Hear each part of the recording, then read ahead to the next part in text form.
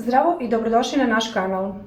Za danas ćemo vam spremiti jedan osvežavajući kolač od pomorandže i cimeta. Pufi!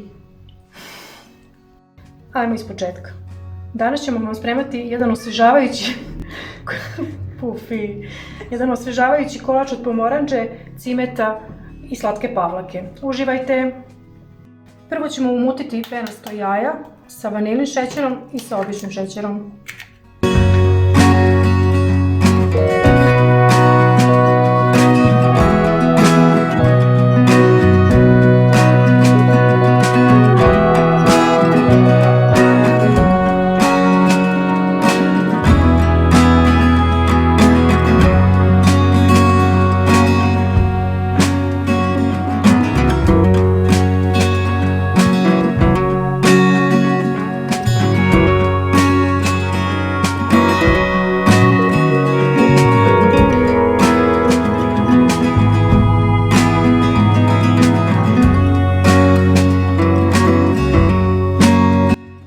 Sad ćemo pomešati prašak sa pecivom.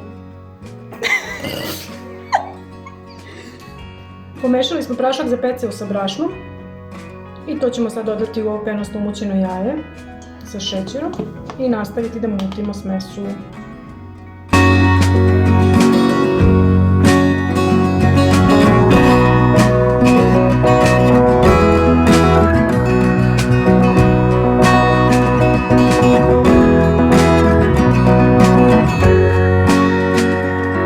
U umućeno testo dodat ćemo ulje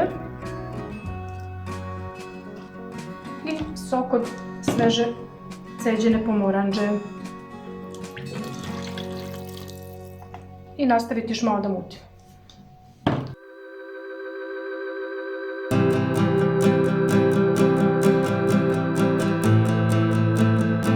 Ovako lepo penasto umućeno testo ćemo peći oko pola sata na 180 stepeni.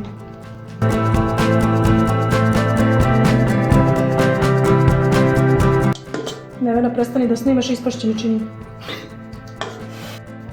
A sad ovako istreskajte tepsiju, iskalite sa pes i evo ga. Evo, kolač je gotov. Ostavit ćemo ga da se malo prohladi, pošto preko njega treba da ide krema, pa ne sme da bude vrelo. I evo sad ćemo da pripremimo naš krem za preko kolača. Ide pola litre slatke pavlake, umuti se u čvrst sneg.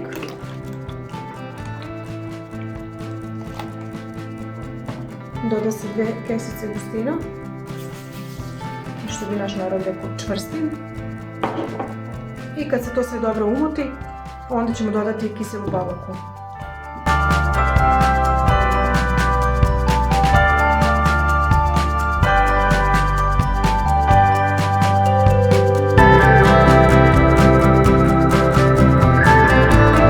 Treba da bude punomasna pavlaka, to ovo 12%, već je puno vode, nego ovo 20%. Još malo umutimo.